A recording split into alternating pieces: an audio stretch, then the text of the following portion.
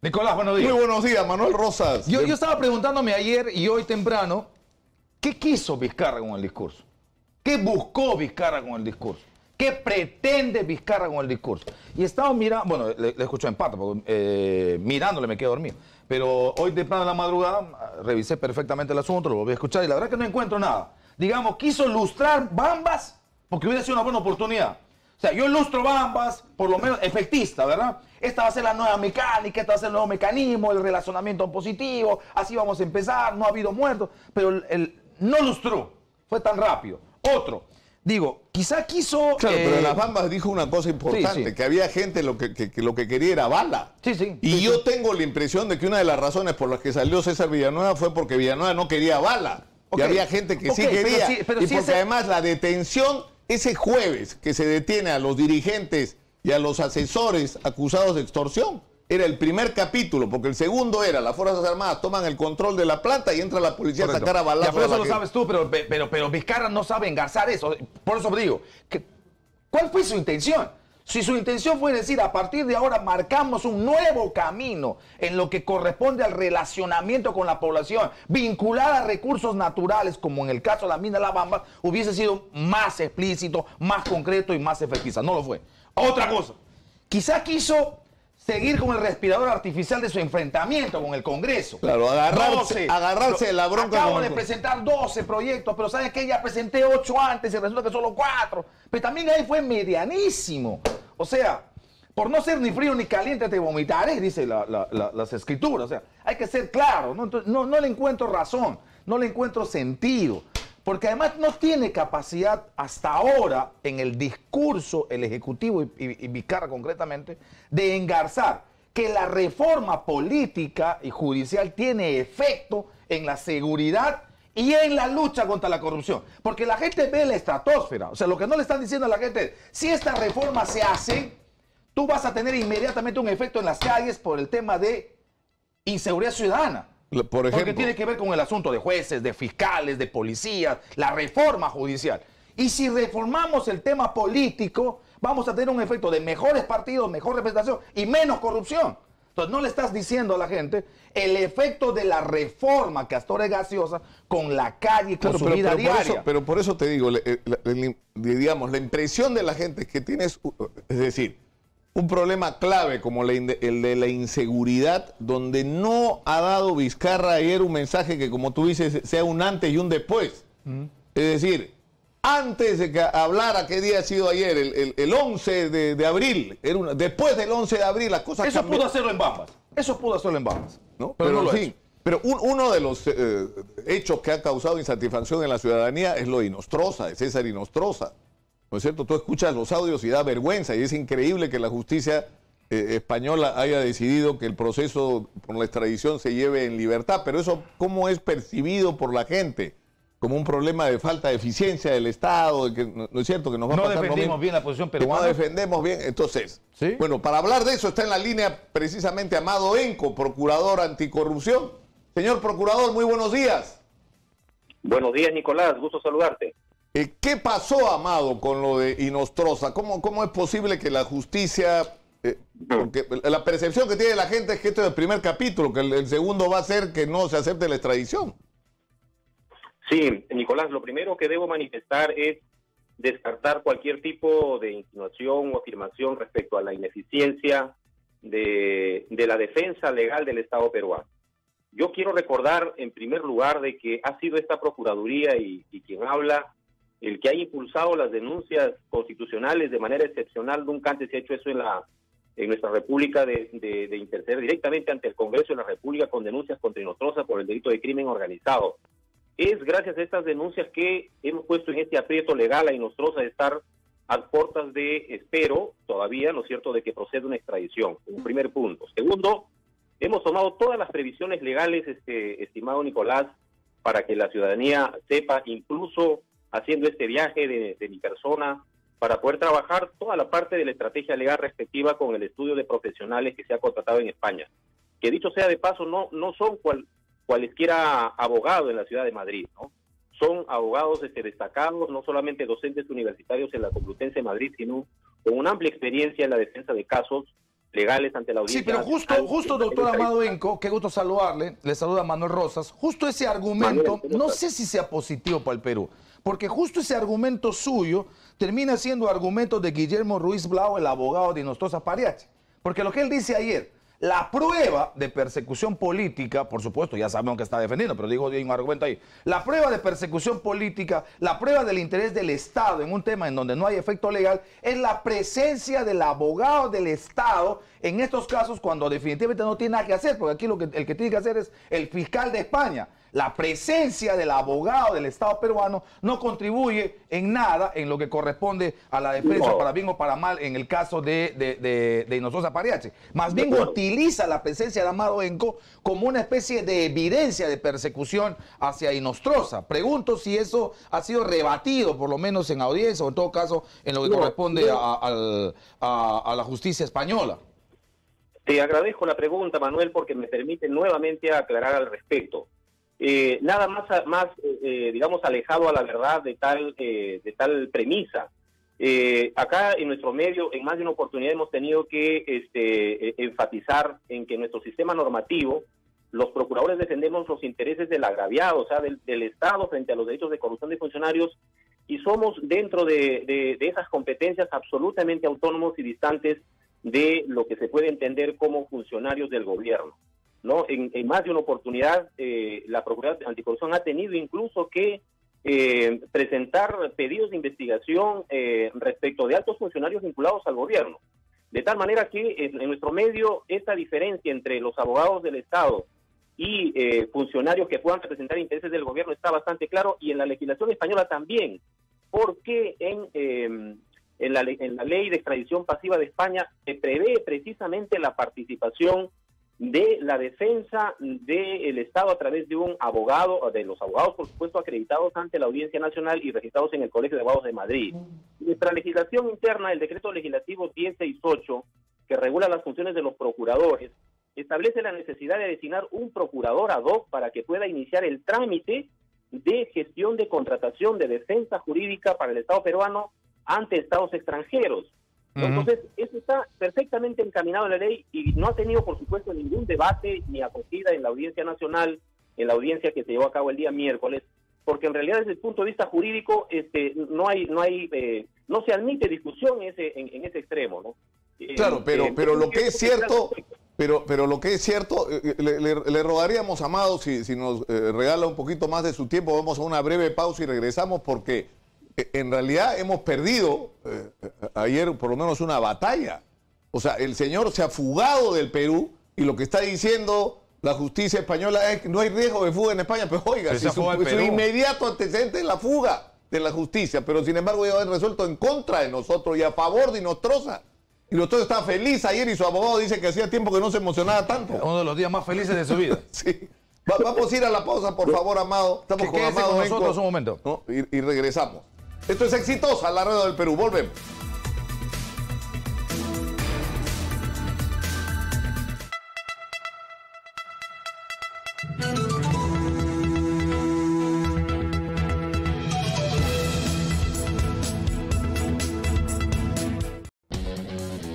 Lleva siempre la noticia a todos lados en tu celular. Descarga la aplicación Exitosa Noticias de App Store y Play Store y escucha Exitosa en vivo para que estés bien informado. Actualízate siempre con Exitosa.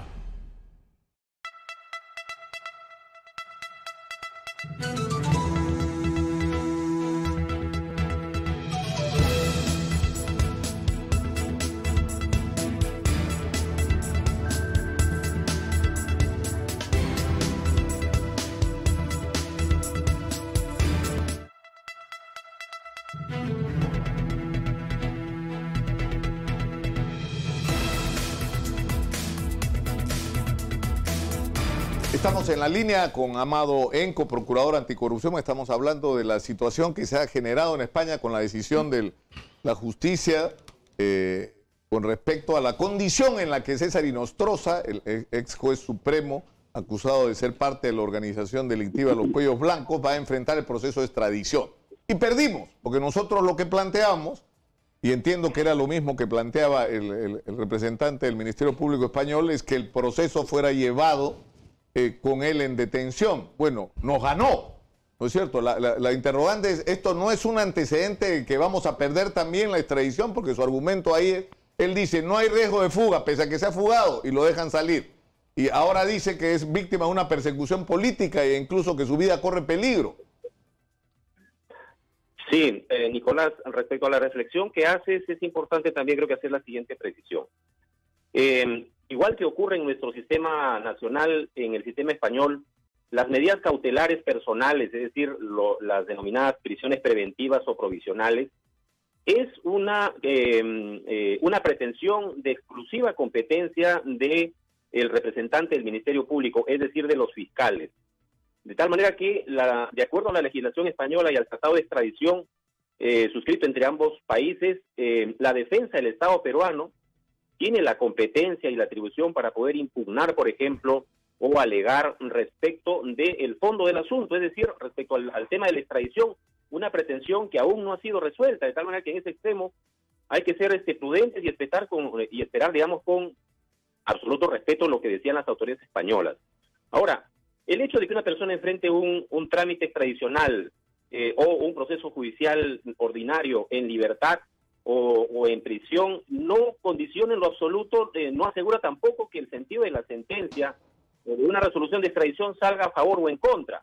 En más de una oportunidad, alguien que está con comparecencia termina siendo condenado y a pena efectiva, o al contrario, ¿no? Alguien que está compurgando una prisión preventiva con medida cautelar termina siendo absuelto, de tal manera que en la pretensión sobre el fondo de la extradición sigue incólume. Claro, pero igual resulta significativo que la justicia española considere que no hay riesgo de que el señor se fugue cuando el señor ya se fugó. Claro. Sí. O sea, el asunto, procurador, es el siguiente.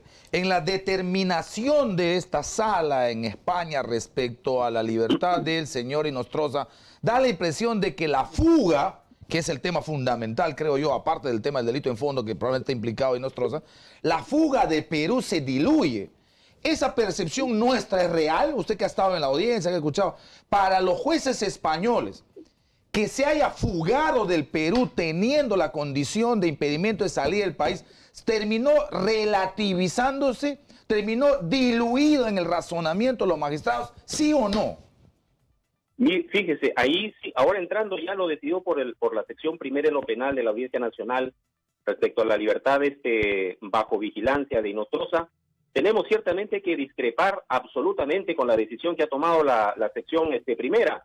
O sea, es más, considero un craso error en el que ha incurrido la justicia española al autorizar la libertad de esta persona sin motivar debidamente la resolución. Si ustedes han tenido acceso seguramente, porque ha sido publicado por web, el auto que dispone tal medida, pues a nuestro juicio no contiene ninguna fundamentación, es decir, no ha variado absolutamente nada desde la última vez que se le rechazó esta medida y por la misma sala, eso ha ocurrido hace 2 o 3 semanas, escasas semanas, respecto a lo que pasó en el día de la audiencia, de tal manera que sí nos sorprende, digamos, que la sala haya adoptado esta decisión y se están haciendo las gestiones respectivas porque en realidad, insisto nuevamente, los abogados del Estado peruano no pueden, digamos, interceder o apelar frente a esta decisión, sino solamente el fiscal. Se está haciendo las gestiones a efectos de que el fiscal pueda recurrir ante la audiencia en pleno y se revise esta decisión adoptada a nuestro juicio de manera errada por la Sala Penal de la Audiencia Nacional. Ahora el tema, Amado, es el siguiente, es decir, si la justicia dice, el señor se fugó, pero en realidad, ¿cuál puede ser la razón, que, como dice Manuel, para que se, digamos, diluya el argumento que el señor, si ya se fugó antes, se puede fugar ahora? Las razones de la fuga, ¿no es cierto? Entonces él dice, no es que me estoy fugando, es que no hay garantías en el Perú para un proceso. Así es. Entonces, eso es lo que hace que se diluya. Entonces, y él puede agarrar y decir, mire, sale hasta el presidente a hablar de por qué no estoy preso, pero el presidente del Consejo de Ministros lamenta prácticamente que PPK esté preso y la vicepresidenta de la República va a visitarlo para ver cómo está la salud y el estado del pobre señor, pobrecito que está detenido.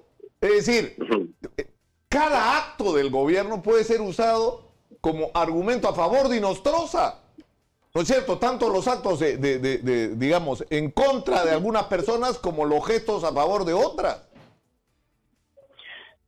Mira, en realidad, insisto nuevamente, ¿no? Viendo la decisión de la sala no encuentro ninguna argumentación, no existe ninguna motivación, y de ahí que consideramos el fiscal a cargo del caso, el doctor García, ya en España, tendría que apelar esta decisión. Ahora bien, en realidad, y por lo tanto, ante la ausencia de argumentos de la sala expuestos en la resolución, no queda más que especular, y ahí yo tendría, digamos, mucho cuidado en hacerlo. Sin embargo, debo también señalar que lo más probable es que la sala haya evaluado que para ellos es perfectamente asegurable la presencia de Inostroza en el trámite de la extradición con una medida distinta a la prisión provisional. Sus mecanismos tendrán seguramente, vista la resolución, lo que ellos han dispuesto es una especie de comparecencia con restricciones en nuestro medio, una libertad bajo vigilancia, denominada así en el sistema español. Que tiene que presentarse 2 veces a la semana a la comisaría más cercana a su domicilio, tiene que entregar su pasaporte, cosa que ha hecho, y no puede moverse sin solicitar previamente autorización al juez. Con eso, en España, te subes al metro, del metro agarras el tren y ahí te vas. Así es. Simplemente, y no hay que te detenga a cualquier país donde no puedan aplicarte la extradición. Pero en lo que estamos insistiendo, procuradores, en el asunto de que si esto no es, digamos, un preludio, si esto no es un anticipo de lo que va a ocurrir en el tema de la extradición, por una razón sencilla. El pronunciamiento de esta sala sobre el tema de fondo, procede o no procede la extradición, técnicamente debería terminar el 15, es decir, técnicamente debería terminar el lunes por los 3 días de plazo. Bueno, eso dice la norma, pero probablemente se extienda. Pues se extienda, póngale una semana, póngale 10 días, póngale 15 días. Si la cosa del proceso de extradición para sí o para no tiene sino para máximo un mes, pronunciarse respecto a la libertad no supone de alguna manera una especie de anticipo de que la sala está diciendo, se va a quedar en España. Fíjese, en realidad, hay que señalar lo siguiente también, ¿no? Los abogados podemos hacer el mejor de los esfuerzos a nivel jurídico de argumentación. Es muy difícil, en realidad, de que los abogados podamos asegurar en qué sentido podría, digamos, resolver un tribunal, ¿no? Finalmente, es una decisión que es muy complicado prever. Nosotros consideramos que las razones jurídicas y fácticas le asisten a los intereses del Estado de que proceda la extradición. Creo que el tribunal pudo también perfectamente resolver la libertad provisional junto con la extradición, que le quedaban bastante claras las argumentaciones de Inostroza a su favor. Sin embargo, no lo ha hecho, lo que también nos hace suponer de que las expectativas jurídicas para el Estado peruano se mantienen incólumes, ¿no? Nosotros confiamos en que, revisado minuciosamente el expediente de extradición, ojalá, procurador. Ahora, esto, para terminar, esto nos lleva inevitablemente a volver los ojos al caso de Alejandro Toledo. ¿Qué nos espera en el caso de Alejandro Toledo? ¿En qué está eso? ¿Cuándo se va a resolver? ¿Está esperando que la justicia española diga que hay persecución? Claro. Bueno, sí. Mire, en el caso de Alejandro Toledo ciertamente es un caso mucho más complejo, más complicado que el tema de César Inostroza. No estoy a cargo del seguimiento de la extradición de Alejandro Toledo. Ahora estoy abocado a este tema de César Inostroza y yo quisiera más bien complementar respecto a la locución que hizo Nicolás sobre qué es lo que pasa con la fuga de César Inostroza en Tumbes. Ese caso para nosotros está prácticamente cerrado y yo desde aquí insto al Ministerio Público para que pueda acelerar las investigaciones. Ya existe una disposición de la Fiscal de la Nación en mérito a una denuncia que esta Procuraduría ha presentado en contra de Inostroza por cohecho activo, por la fuga que se produjo en Tumbes. Habida cuenta que existen los elementos de prueba que señalan que esta persona habría pagado $10,000 a funcionarios de migraciones. Entonces el caso se encuentra a cargo de la Fiscalía de Tumbes. Lo que les corresponde a ellos es, en mérito a todos los elementos de prueba que tiene el caso, es ya formalizar, ampliar una formalización de investigación preparatoria y espero sea con prisión preventiva también en este caso, para que se dé inicio a un trámite de ampliación de extradición respecto a estos hechos. Hay mucho todavía que trabajar. Bueno, vamos a ver qué llega primero, si el resultado de la extradición o ese documento que usted está esperando. Ahora, una última pregunta, doctor Amado Enco, y yo entiendo que no va a ser fácil responderla dada su condición de procurador, ¿no es cierto?, pero a la vez de ser parte, digamos, del aparato del Estado en este momento. ¿No es impertinente que la vicepresidenta de la República, ¿no?, visite a Pedro Pablo Kuczynski en su centro de detención, que además tiene unos privilegios increíbles? Los abogados de Fuerabamba están presos en Quencó, no pueden hablar con nadie. O sea, han recibido visitas recién este lunes de sus abogados y este miércoles de su familia. A PPK lo ha visitado medio país, incluyendo la vicepresidenta de la República. Y que el presidente del Consejo de Ministros emita un Twitter diciendo que el señor pues va a todas las audiencias, que por qué, poco menos que por qué lo están deteniendo. ¿No es cierto? Eso es una interferencia del Ejecutivo. ¿No complica eso, procurador? Fíjese, bueno, yo sí tuve conocimiento de la decisión fiscal y judicial respecto al señor PPK. No es un caso también que esta Procuraduría lo tenga. No me he podido enterar en realidad de los detalles. Yo he llegado de viaje el día de ayer por la noche. Comprenderá que no estoy un poco al tanto de las declaraciones o acciones que se han realizado, y mientras, bueno, yo no haya podido ver, me cuesta mucho dar una opinión. Lo que sí siempre hemos manifestado los defensores del Estado es que en casos tan complicados, emblemáticos y sensibles en los que existen decisiones judiciales de por medio y hechos por esclarecer, lo recomendable es siempre que los actores políticos puedan estar, digamos, lo más distantes posible, ¿no es cierto?, de esta situación. Claro está que también en el fondo tenemos, estimado Nicolás, Manuel, el hecho de que los funcionarios públicos muchas veces no dejamos de ser ciudadanos, tenemos una doble responsabilidad.